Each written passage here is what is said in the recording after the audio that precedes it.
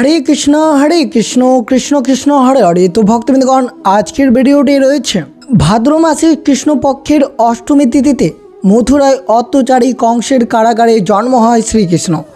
আর জন্ম অষ্টমী হলো গভীর অন্ধকারের বুক চিরে পৃথিবীতে পরম আলোর আবির্ভাবের দিন। এই দিনটি কেবল সাধারণ জন্মদিন নয়, এটি অধর্মের বিনাশ করে ধর্মকে স্থাপন করার উৎসব। শ্রীকৃষ্ণ আমাদের শিখিয়েছেন কিভাবে হাসি মুখে জীবন কঠিনতম পরিস্থিতি পার করতে হয়। তেমনই 2026 সালের এই জন্মাষ্টমী ব্রতটি আপনারা পালন করবেন 3 সেপ্টেম্বর এবং 4 সেপ্টেম্বর, অর্থাৎ 2026 সালের এই শুভ দিনে 2 দিন জন্মাষ্টমী ব্রতটি পালিত হয়েছে। তা অবশ্যই কারা কারা এই 2 দিন জন্মাষ্টমী ব্রত পালন করতে পারবেন তারা অবশ্যই আপনারা শ্রবণ করবেন, কারণ 3 সেপ্টেম্বর এই জন্মাষ্টমী তিথি শুরু হচ্ছে। 3 সেপ্টেম্বর এই জন্মাষ্টমী তিথি শুরু হচ্ছে রাত্রি 2:25 এবং 4 সেপ্টেম্বর অষ্টমী তিথি শেষ হচ্ছে মধ্যরাত্রি 12:13। তাই অবশ্যই সব কিছু আপনাদের সাথে বিস্তারিতভাবে আলোচনা করা হবে। আপনারা কি জানেন কেন ঠিক মাঝরাতেই ভগবান শ্রীকৃষ্ণের জন্ম হয়েছিল? কেন তার জন্মের মুহূর্তেই প্রলয়ঙ্কারী ঝড় বৃষ্টির মধ্যে যমুনা নদীর পথ ছেড়ে দিয়েছিলেন? সেই সব কিছু আপনাদের সাথে তুলে ধরা হবে। জন্ম অষ্টমীর শব্দটি মূলত জন্ম এবং অষ্টমী শব্দ দুটোকে থেকে এসেছে। দ্বাপর যুগে ভাদ্র মাসের কৃষ্ণপক্ষের অষ্টমী তিথিতে এবং রোহিণী নক্ষত্রের শুভ যোগে ভগবান বিষ্ণুর অষ্টম অবতার হিসেবে শ্রীকৃষ্ণের আবির্ভাব ঘটেছিল। মথুরার রাজা কংসের নিষ্ঠুর অত্যাচারে যখন সাধারণ মানুষের জর্জরিত হয়, তখন সেই পাপ ও অন্যায়ের বিনাশ করতে ভগবান স্বয়ং মনুষ্য রূপে মর্তে অবতীর্ণ হন। এটি কেবল একটি শিশুর জন্ম বৃত্তান্ত নয়, এটি ছিল মানব ইতিহাসের এক বিশাল পরিবর্তনের সূচনা। শ্রীকৃষ্ণের জন্ম হয়েছিল প্রবল ঝড় বৃষ্টির গভীর রাতে এক অন্ধকারের কারাগারে। আধ্যাত্মিক দিক থেকে এই কারাগার হলো মানুষের অহংকার, অজ্ঞতা এবং জাগতিক মোহ। আর শ্রীকৃষ্ণ হলেন সেই পরম জ্ঞান বা আলো। আমাদের মনে যখন দুঃখে বা অজ্ঞতায় বন্দী থাকে, তখন পরম ভক্তির মাধ্যমে আমাদের হৃদয়ে ঈশ্বর বা জ্ঞানের উদয় হয়। বাসুদেব যখন সদ্যজাত ছোট কৃষ্ণকে ঝুড়িতে মাথায় নিয়ে উত্তাল যমুনা পার হচ্ছিলেন, তখন যমুনার জল শান্ত হয়ে পথ ছেড়ে দেয়। এর প্রকৃতির অর্থ হলো, আমরা যদি ঈশ্বরকে বা পরম সত্যকে আমাদের সমস্ত চিন্তার ওপর স্থান দিই, তবে যে কোনো ভয়ঙ্কর বাধাও আমাদের পথ ছেড়ে দিতে বাধ্য হয়। তাই বিশেষ করে শ্রবণ করবেন এই ভিডিওটির মাধ্যমে আপনারা কোন সঠিক নিয়মে এই জন্মাষ্টমীর ব্রতটি পালন করবেন, জন্মাষ্টমীর ব্রতের দিন কী কী খাওয়া আপনাদেরকে এড়িয়ে চলতে হবে, সব কিছু আপনাদের সাথে বিস্তারিতভাবে আলোচনা করা হবে। এবং সর্বশেষে জন্মাষ্টমীর ব্রতকথাটি আপনারা পরম ভক্তি সহকারে শ্রবণ করবেন।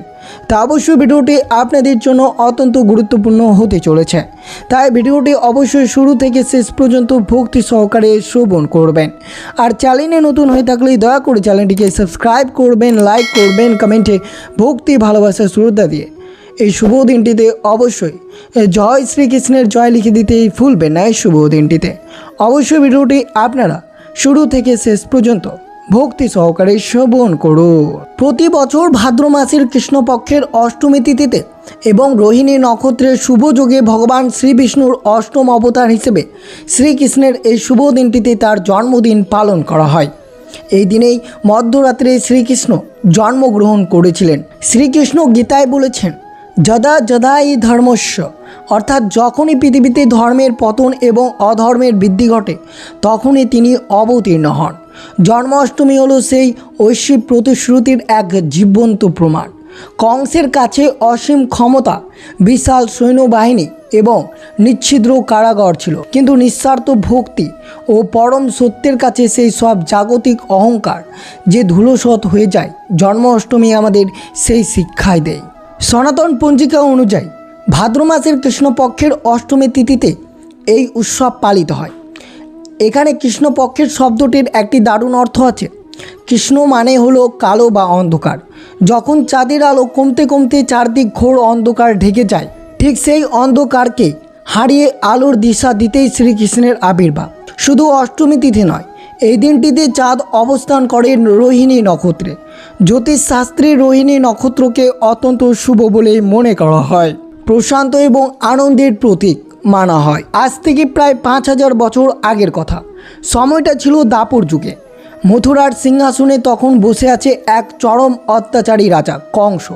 সে এতটাই ক্ষমতা লোভী ছিল যে নিজের জন্মদাতা পিতা উগ্রসেনকে বন্দি করে সিংহাসন দখল করেন। কংস এবং তার সঙ্গী জরাসন্ধ এবং অন্যান্য অসুরদের অত্যাচারে সাধারণ মানুষের জীবন তখন নরকে পরিণত হয়েছিল। পুরাণ অনুযায়ী মর্তে যখন পাপের ভার সহ্য সীমার বাইরে চলে যায়, তখন মাতা ধরিত্রী একটি গরুর রূপ ধারণ করে কান্নায় ভেঙে পড়েন এবং দেবতাদের কাছে গিয়ে বাঁচার প্রকৃত জানান। তখন সমস্ত দেবতাদের প্রার্থনায় ভগবান বিষ্ণু কথা দেন তিনি নিজে মর্তে এসে এই পাপের বিনাশ করবে। কংস তার নিজের বোন দেবকীকে খুব ভালোবাসত, কিন্তু দেবকী ও বাসুদেবের বিয়ের পর যখন কংস রথে করে তাদের পৌঁছে দিচ্ছিল, তখন হঠাৎ আকাশ থেকে এক দৈববাণী বা আকাশবাণী হয়, হে কংস, যে বোনকে তুই এত ভালোবেসে বিদায় দিচ্ছিস তার অষ্টম গর্ভের সন্তান হবে তোর মৃত্যুর কারণ। মৃত্যুর ভয়ে কংস উন্মাদ হয়ে ওঠে।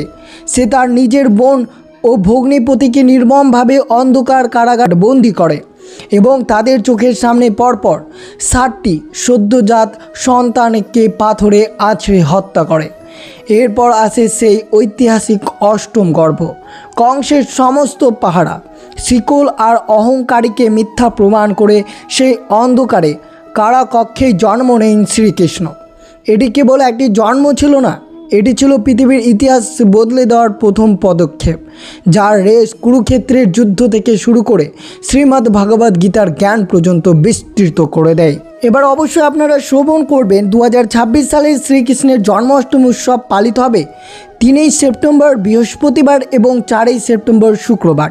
গৃহস্থ বা স্বার্থমতে 3 সেপ্টেম্বর বৃহস্পতিবার ব্রত পুজো পালিত হবে। ইস্কন এবং বৈষ্ণব মতে 4 সেপ্টেম্বর জন্মাষ্টমীর উৎসব উদযাপিত হবে। কে কোন দিনে উপবাস বা ব্রতটি পালন করবেন তারা অবশ্যই কমেন্টে জানাতে ভুলবেন না। যে সকল ভক্তরা 3 সেপ্টেম্বর অর্থাৎ গৃহস্থদের জন্মাষ্টমী ব্রত পালন করবেন, অর্থাৎ যারা সাধারণত বাড়িতে নিজেদের মতো করে নাড়ু গোপালের পুজো করেন এবং উপবাস রাখেন, তারা 2026 সালের 3 সেপ্টেম্বর বৃহস্পতিবার জন্মাষ্টমী পালন করবেন। এই দিনটি মূলত মাঝরাতে অষ্টমী তিথি পড়েছে, আর আমরা সবাই জানি শ্রীকৃষ্ণের জন্ম হয়েছিল ঘোর অন্ধকারে ঠিক মাঝরাতে। বৈষ্ণব বা ইস্কনের মতে জন্মাষ্টমী 4 সেপ্টেম্বর। অন্যদিকে আপনারা যারা ইস্কন মন্দিরের অনুগামী বা সম্পূর্ণ বৈষ্ণব মতে দীক্ষিত, তারা জন্মাষ্টমীর এই মহাসমরয় পালন করবেন ঠিক পরের দিন অর্থাৎ 4 সেপ্টেম্বর শুক্রবার। এই দিনটি ইস্কনের প্রতিটি মন্দিরে এক বিশাল এবং চোখ ধাঁধানো উৎসব আয়োজন হয়ে থাকে। কেন এই জন্মাষ্টমী ব্রতটি 2026 সালের 2 দিন পড়েছে? স্বার্থ এবং গৃহস্থরা সেই দিনটিকে বেশি গুরুত্ব দেন যেই দিন ঠিক মাঝরাতে অষ্টমী তিথি বিরাজ করে, কারণ সেটাই ভগবানের আসল জন্ম মুহূর্ত। অন্যদিকে বৈষ্ণব বা ইস্কন সাধুরা উদয়া তিথি অর্থাৎ সূর্যোদয়ের সময় যে তিথি থাকে তাকে বেশি প্রাধান্য দেন, তাই তাদের পুজোটি সাধারণত একদিন পরে পড়ে। তবে দিন যেটাই হোক না কেন, ভক্তি আর প্রেমটাই হলো আসল। যারা 3 সেপ্টেম্বর উপবাস রাখবেন তারা ঠিক রাত 12টার আশেপাশে অর্থাৎ নিশ্চিত লগ্নে শ্রীকৃষ্ণের অভিষেকের ও পুজো সম্পন্ন করবেন। মনে করা হয় এই বিশেষ সময়টি পরম আধ্যাত্মিক শক্তি আমাদের চারপাশে সবচেয়ে বেশি জাগ্রত বলেই মনে করা হয়েছে। তবে অবশ্যই আপনারা শ্রবণ করবেন 2026 সালের জন্মাষ্টমীর সম্পূর্ণ সময়সূচি এবং নিয়মাবলী কী রয়েছে। যে সকল ভক্তরা অবশ্যই 3 সেপ্টেম্বর বৃহস্পতিবার অবশ্যই আপনারা রাত 12টার পর এই জন্মাষ্টমী ব্রতটি পালন করতে পারেন, তা অত্যন্ত শুভ হতে পারে আপনাদের জন্য। কিভাবে এই ব্রতটি আপনারা সকাল থেকে শুরু করে পুজোর পারণ পর্যন্ত কিভাবে এই ব্রতটি পালন করবেন সেটি বিস্তারিতভাবে তুলে দেওয়া হচ্ছে, মনোযোগভাবে শ্রবণ করুন। বন্ধুরা, চোখ বন্ধ করে একবার ভাবুন তো, সারাদিনের উপবাস আর অপেক্ষার পর যখন রাত ঘনিয়ে আসে তখন ঠাকুর ঘরের পরিবেশটা ঠিক কেমন হয়। প্রথমে আপনার বাড়ির ঠাকুর ঘরটিকে সুগন্ধি ধূপ, রজনীগন্ধা আর গোলাপ ফুল দিয়ে এমনভাবে সাজিয়ে তুলুন যাতে ঘরে ঢুকলেই মন শান্ত হয়ে যায়। একটি তামার পাত্রে গঙ্গা জল ও তুলসী পাতা রাখুন। নিজে শুদ্ধ বস্ত্র পরিধান করে পূর্ব ও উত্তর দিকে মুখ করে পুজোর আসনে বসুন। এরপর 2 হাত জোর করে চোখ বন্ধ করুন এবং সংকল্প করুন, হে পরমেশ্বর, আমার সমস্ত অহংকার আর ক্লান্তি আজ তোমার চরণে সমর্পণ করলাম। আজ আমি শুধু তোমারই আরাধনা করব। এরপর আসি সেই পরম আবেগের মুহূর্ত। একটি সুন্দর পিতল বা তামার সিংহাসনে আপনার আদরের নাড়ু গোপালকে বসান। ভাবুন স্বয়ং ঈশ্বর আজ আপনার ঘরের সন্তান।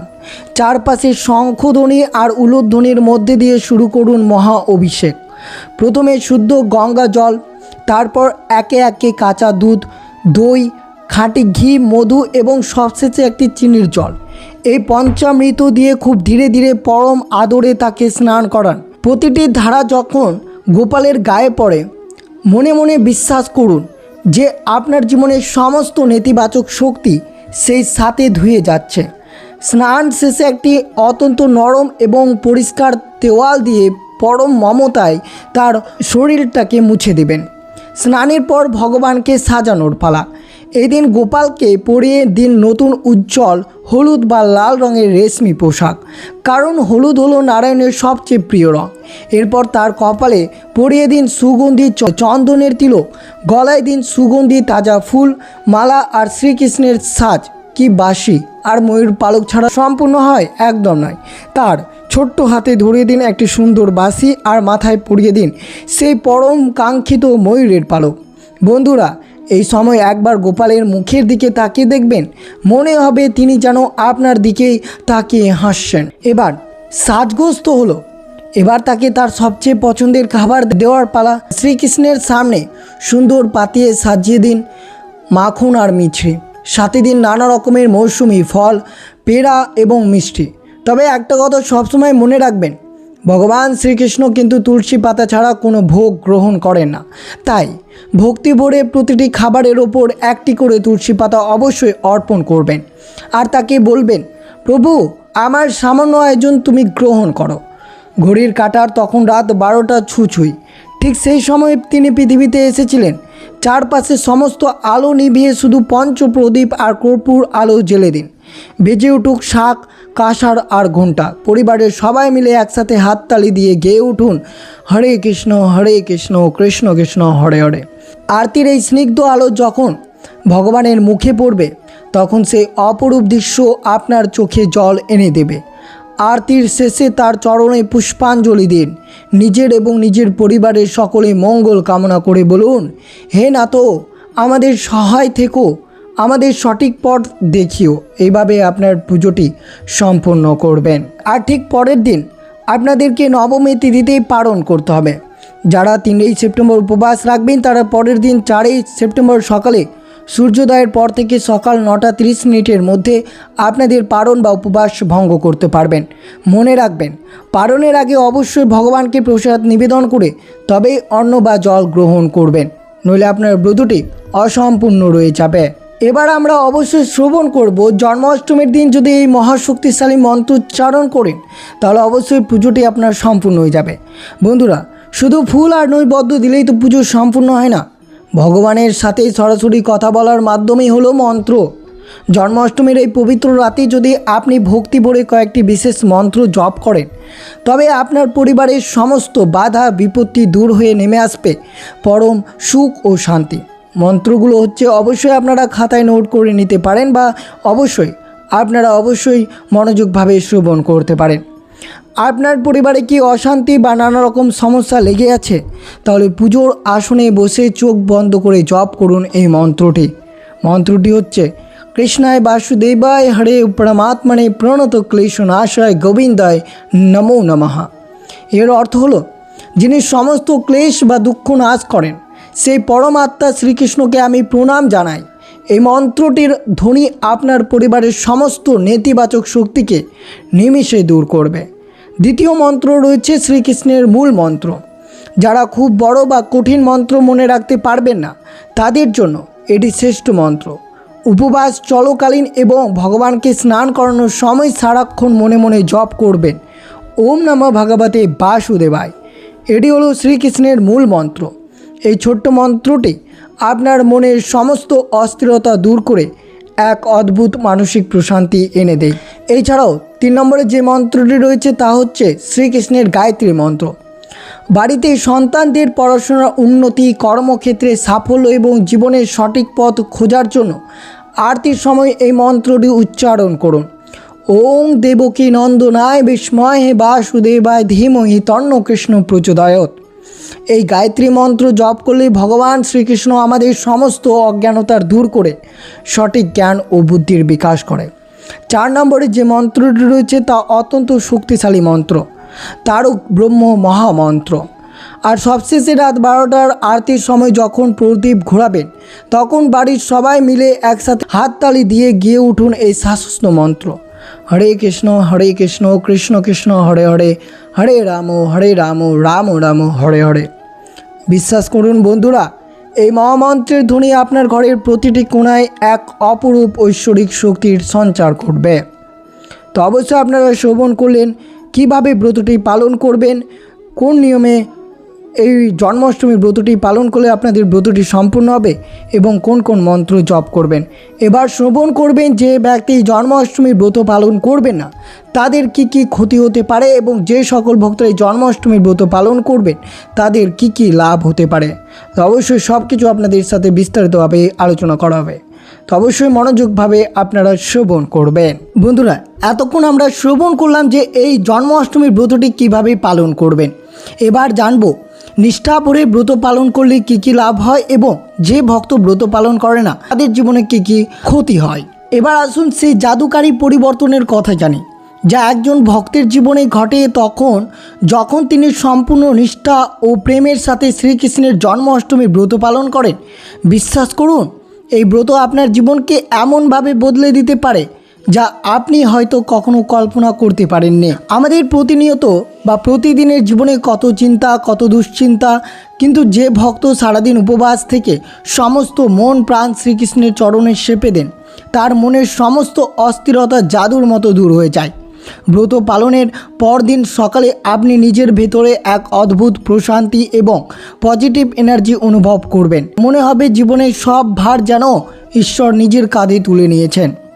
স্কন্দ পুরাণ থেকে শুরু করে বিভিন্ন হিন্দু শাস্ত্রে বলা হয়েছে জন্মাষ্টমীর এই পবিত্র ব্রত পালন করলে মানুষের পূর্বজন্মের সমস্ত সঞ্চিত পাপ বা নেতিবাচক কর্মফল নষ্ট হয়ে যায়। ঠিক যেমন আগুন শুকনো কাঠকে পুড়িয়ে ছাই করে দেয়, তেমন এই ব্রতের আগুন আমাদের জীবনের সমস্ত দুর্ভাগ্য এবং বাধা বিপত্তি পুড়িয়ে ছাই হয়ে যায়। উপবাস মানেই হলো নিজের ইন্দ্রিয়কে জয় করা। যিনি একদিন নিজের লোভ এবং খিদেকে নিয়ন্ত্রণ করে ঈশ্বরের ধ্যানে মগ্ন থাকতে পারেন তার মনের জোর বহুগুণ বেড়ে যায়। এই আত্মনিয়ন্ত্রণে তাকে বাস্তব জীবনের যে কোনো কঠিন লড়াই হাসি মুখে জয়ী হতে সাহায্য করে। ভয় বা হতাশা তার ধারের কাছে ঘেঁষতে পারে না। ভগবান শ্রীকৃষ্ণ গীতায় বলেছেন, যে আমাকে ভক্তি ভরে স্মরণ করেন আমি তার সমস্ত দায়িত্ব গ্রহণ করি। নিষ্ঠা ভরে এই ব্রত পালন করলে শ্রীকৃষ্ণের আশীর্বাদে সংসারে সুখ, শান্তি এবং সমৃদ্ধি নেমে আসবে। শুধু তাই নয়, ভক্তের মনে যে কোনো সৎ বা গভীর ইচ্ছা ভগবান ঠিক কোনো না কোনোভাবেই পূরণ করে দেন। আপনারা অবশ্যই শ্রবণ করলেন যে এই জন্মাষ্টমীর ব্রতটি পালন করলে আপনাদের জীবনে কী কী লাভ হতে পারে। এবার অবশ্যই আজকে আপনাদের সাথে সব কিছু বিস্তারিতভাবে আলোচনা করা হয়েছে, কিন্তু একটি বিষয় মনে রাখবেন, ব্রত পালন করে যদি আপনারা ব্রতের শেষে এই ব্রত মাহাত্ম্য কথা বা ব্রত কথা শ্রবণ না করেন তাহলে ব্রতের কোনো পূর্ণ ফলাফল পাওয়া যায় না। শ্রীকৃষ্ণ যুধিষ্ঠিরকে বলেছেন, হে ধর্মরাজ, যে ব্যক্তি এই পবিত্র তিথিতে উপবাস রেখে শুদ্ধ মনে আমার এই জন্মলীলা বা ব্রত কথা শ্রবণ করে তার জীবনের সমস্ত নেতিবাচক কর্মফল নষ্ট হয়ে যায়। তাই বন্ধুরা, ঈশ্বর আমাদের কাছে দামি উপহার চান না, তিনি শুধু চান আমাদের এই অটুট বিশ্বাস। তাই বিশ্বাস নিয়ে এই ব্রত কথাটি অবশ্যই আজকের দিনে সকল ভক্তরা শ্রবণ করুন।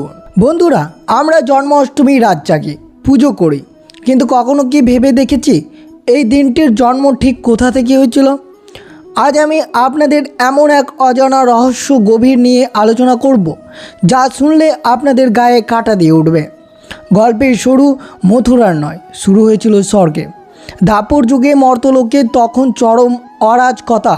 মথুরায় সিংহাসনে বসেছেন মহাদুষ্টু কংস, জরাসন্ধ, বকাসুর ও পুতনার মতো রাক্ষসদের দাপটে সাধারণ মানুষের জীবন নরক হয়ে উঠেছে। চারদিকের এই হাহাকার আর রক্তের স্রোত সহ্য করতে না পেরে মাতা ধরিত্রী একটি দুর্বল ক্রন্দনরত গরুর রূপ ধারণ করে ছুটে গেলেন ব্রহ্মা এবং মহাদেবের কাছে। ব্রহ্মা এবং শিব মাতা ধরিত্রীকে নিয়ে পৌঁছালেন ক্ষীরসাগরের তীরে। সেখানে অনন্ত শয্যায় শুয়েছিলেন পরমেশ্বর ভগবান বিষ্ণু। সবার আকুল প্রার্থনায় ভগবান চোখ খুললেন।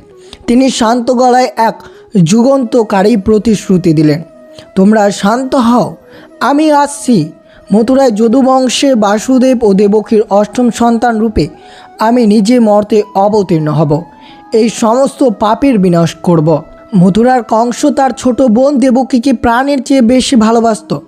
দেবকীর সাথে যখন যদুবংশীয় বাসুদেবের বিয়ে হলো, কংস নিজে আনন্দে আত্মহারা হয়ে তাদের রথের সারথি হলো।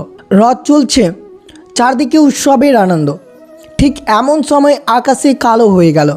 মেঘের বুক চিরে এক ভয়ঙ্কর আকাশবাণী হলো, ওরে মূর্খ কংস, তুই যাকে এত ভালোবেসে রথ করে নিয়ে যাচ্ছিস, সেই দেবকীর অষ্টম গর্ভের সন্তান হবে তোর যম, সেই তোকে হত্যা করবে। মুহূর্তের মধ্যে কংসের সব ভালোবাসা উধাও হয়ে গেল। সে তালোয়ার বের করে নিজের বোনের মাথায় ফেলতে গেল। তখন বাসুদেব হাত জড়ো করে কথা দিলেন, তুমি দেবকীকে মেরো না। আমাদের যতগুলো সন্তান হবে জন্মের পর পর আমি নিজ এনে তোমার হাতে তুলে দেব। কংস রাজি হলো, কিন্তু তাদের দুইজনকে ছুঁড়ে ফেললে এক অন্ধকার স্যাঁতস্যাঁতে কারাগারে। শুরু হলো দেবকী আর বাসুদেবের নরকবাস। হাতে পায়ে মোটা লোহার শিকল। একে একে দেবকীর কোলে জন্ম নিল ফুটফুটে 6টি সন্তান। আর কথা মতো বাসুদেব চোখের জলে ভাসতে ভাসতে সেই সদ্যজাত শিশুদের তুলে দিলেন কংসের হাতে। নিষ্ঠুর কংস পাথরে আছড়ে সেই নিষ্পাপ শিশুদের হত্যা করল। একবার ভাবুন বন্ধুরা, যে মা তার চোখের সামনে নিজের নারী ছেঁড়া ধনকে এইভাবে মরতে দেখছেন, তার বুকের ভেতরটা কতটা দুমড়ে মুচড়ে যাচ্ছিল। এরপর এলো সপ্তম গর্ভ। কিন্তু ভগবান বিষ্ণুর নির্দেশ, দেবী যোগমায়া সেই সপ্তম গর্ভের ভ্রূণটিকে দেবকীর জঠের থেকে সরিয়ে গোকুলে মা রোহিণীর গর্ভে স্থাপন করলেন। কংস ভাবল, ভয়ে দেবকীর সপ্তম গর্ভ নষ্ট হয়ে গেছে। এই সপ্তম সন্তান হলেন বলরাম। এরপর এলো সেই ঐতিহাসিক মুহূর্ত, অষ্টম গর্ভ। দেবকীর শরীর থেকে এক অদ্ভুত ঐশ্বরিক আলো বের হতে লাগলো, যা পুরো কারাগারকে আলোকিত করে তুলল। কংস বুঝতে পারল তার যম এসে গেছে। ভয়ে কংসের রাতের ঘুম উড়ে গেল।